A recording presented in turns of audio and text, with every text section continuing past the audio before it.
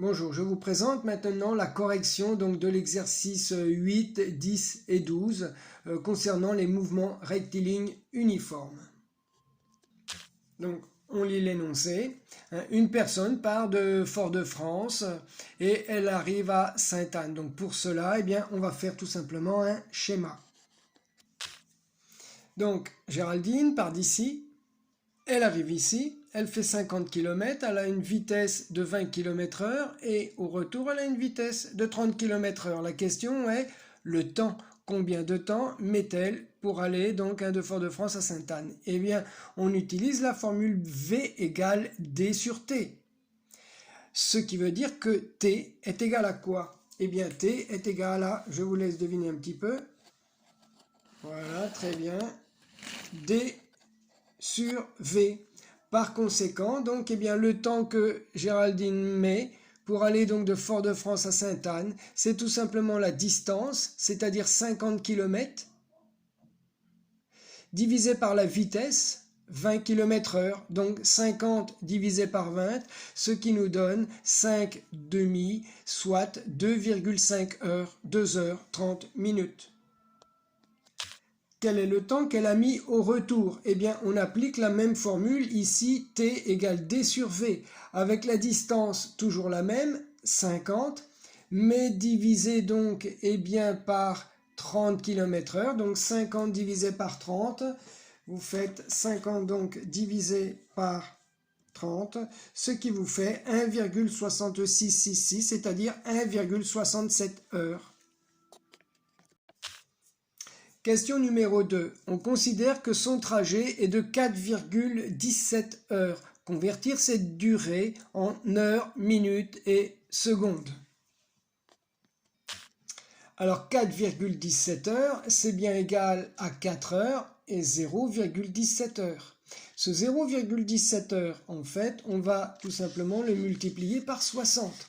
Ça va donc nous faire 4 heures et 0,17 fois 60, à savoir 0,17 fois 60 égale 10,2 minutes. Nous avons donc, et les 10,2 minutes, on va les convertir également en minutes et secondes, on multiplie également par 60, donc 10,2 minutes c'est égal à 10 minutes plus 0,2 minutes. Donc on multiplie par 60, ça nous fait donc 0,2 fois 60 égale 12 secondes. Par conséquent, 4,17 heures, c'est donc 4 heures, 10 minutes et 12 secondes. Pour savoir si on ne s'est pas trompé, on sait que 4,17 heures, si on multiplie par 3600, ça nous donne 15 012 secondes. 4 heures multipliées par 3600, ça fait 14 400 secondes. 10 minutes multipliées par 60, ça fait 600 secondes. Et donc si on fait 14 400 plus 600 plus 12, on obtient donc 15 012 secondes, CQFD. Correction maintenant de l'exercice 10. Donc un camion transporte des buses. Donc faisons un schéma.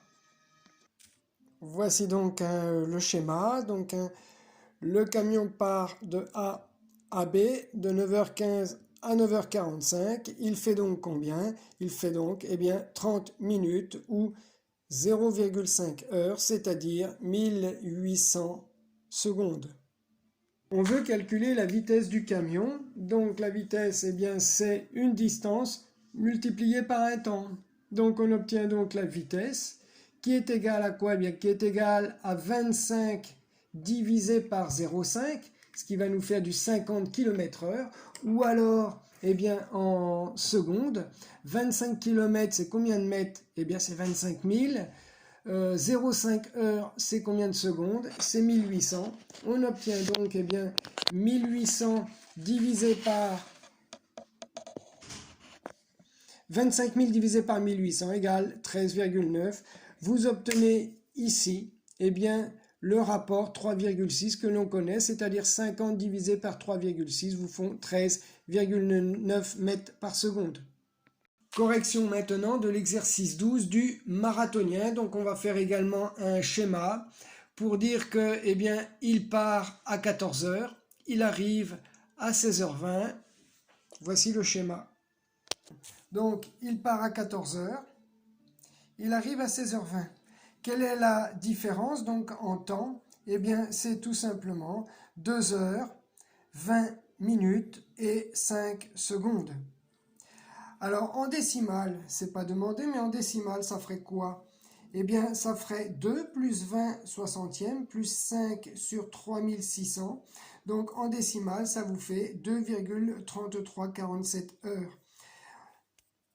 Donc, pour calculer maintenant en secondes, eh bien, c'est très simple. 2 heures, on va multiplier par 3600. 20 minutes, on va multiplier par 60. Et 5 secondes multiplié par 1, puisque c'est des secondes. Donc, qu'est-ce qu'on va obtenir? Eh bien, 7200 secondes, plus 1200 secondes, plus 5 secondes, égale 8405 secondes pour la première question.